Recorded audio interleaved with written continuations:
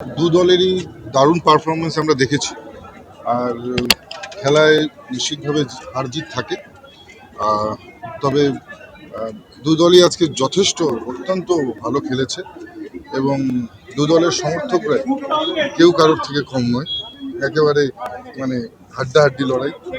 আর নিশ্চিতভাবে এত সুন্দর একটা ম্যাচ আমরা উপভোগ করতে পেলাম আজকে এবং এত শান্তিপূর্ণভাবে।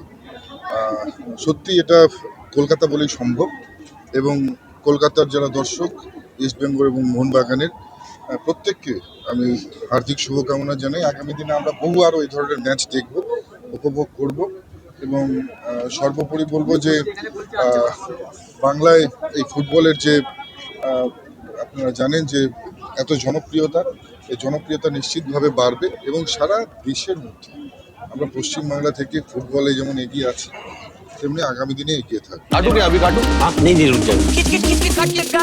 गेम कोई भी हो, पकड़ मजबूत होनी चाहिए। सीमेंट से पकड़ बनाए मजबूत SRMB 550D TMT bar। এই পরিবেশটা কেমন দেখলেন? সামগ্রিক পরিবেশটা, ফুটবলের যে সামগ্রিক পরিবেশ, এটা একটা বিউটি বলা হয়, এশিয়ার সেরা ডার্বি বলা হয়। এই কারণে আপনি কিরকম ফিলিং করলেন এই পরিবেশ? নিশ্চিতভাবে খুব ভালো পরিবেশ এবং এই পরিবেশ একমাত্র কলকাতার মতন এত ভালো দর্শকগুলি সম্ভব। আর সারা বিশ্বের বিভিন্ন জায়গা থেকে বিভিন্ন সময় যারা খেলোয়াড়রা এসছে তারা নিশ্চিতভাবে কলকাতার দর্শকদের কিন্তু সুনাম করে গেছে, কলকাতার যারা শুধু নাগরিক তাদের সুনাম করে গেছে। কিন্তু আমাদের দুঃখের বিষয় যে আপনারা জানেন যে গত একটা মেসি কাণ্ডে সব কিছু মেসাগার হয়ে গিয়েছে এবং সেটা আমাদের জন্য একটা কালো অধ্যায়, লজ্জাজনক অধ্যায়। এবং আমি প্রথম মন্ত্রণালয়ে বসেই সিদ্ধান্ত নিয়েছি যে এই ঘটনার পেছনে যারা কুচক্রীরা যারা জড়িত রয়েছে, যাদের কারণে এই ধরনের সাবোটেজ হয়েছে, যাদের কারণে বাংলার মাথাকে নিচু করতে হয়েছে, বাংলার সাধারণ মানুষের মাথা লজ্জায় হেঁট হয়ে গেছে, তাদেরকে ছেড়ে কথা বলা হবে না। তাদের জন্য উপযুক্ত, তারা যেরকম কাজ করেছে তাদের সেই কাজের জন্য সমান মাপের সাজা হবে নিশ্চিতভাবে। এবং আমরা যারা এজেন্সি রয়েছে তাদেরকেও পরিষ্কারভাবে বলে দিয়েছি যে মেসি কাণ্ডের সঙ্গে কে জড়িত সেটা তো নিশ্চিতভাবে তদন্ত সাপেক্ষে উঠে আসবে।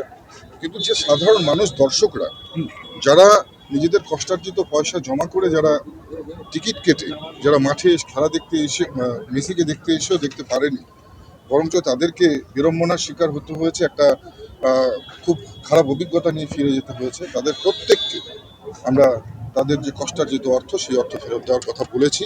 এবং নিশ্চিতভাবে আমরা যদি যারা সেদিন যারা মাঠে দর্শক ছিলেন, যারা টিকিট কেটে এসেছিলেন, তাদের অর্থ যদি ফেরত দেওয়া না হয় আমরা কিন্তু আগামীতে কঠোর পদক্ষেপ নিতে বাধ্য। ওই ইভেন্টের আয়োজক শতদ্রু দত্ত বলেছেন যে তিনি 100 কোটি টাকার মানহানির মামলা করবেন যদি জেতেন, ওই টাকা দিয়ে তিনি যাদের তাদের রিএমবার্স করবেন যাদের ওইভাবে আমরা কথা বলবো। শতদ্রু বাবু নিশ্চিতভাবে আমাদের সাথে কথা বলতে চাইলে আমরা তার সঙ্গে যেমন কথা বলবো, নিশ্চিতভাবে এই বিষয়ে আপনারা যারা রয়েছেন, যেমন আপনারা জার্নালিস্ট রয়েছেন, অনেক গ্রাউন্ড জিরো রিয়ালিটি আপনারা নিজেদের চোখে দেখেছেন। আপনাদের কাছে অনেক ফুটেজও থাকতে পারে এমন যেটা এই ঘটনার তদন্তের একেবারে মোড় ঘুরিয়ে দিতে পারে।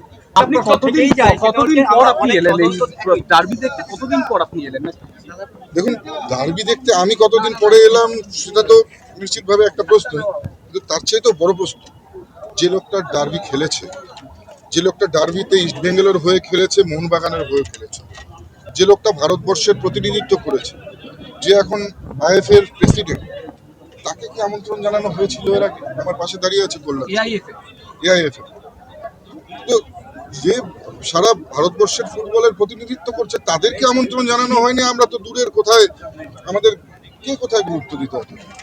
নিশ্চিতভাবে আপনারা দেখেছেন পশ্চিমবঙ্গের যেমন সরকারের পরিবর্তন হয়েছে, নিশ্চিতভাবে যে সমাজ এতদিন পর্যন্ত ছিল, যে খেলাধুলোর মধ্যে যে রাজনীতি ছিল, সেই পরিবেশেরও পরিবর্তন ঘটবে এবং খেলার ময়দান রাজনীতি মুক্ত হবে। Extra time.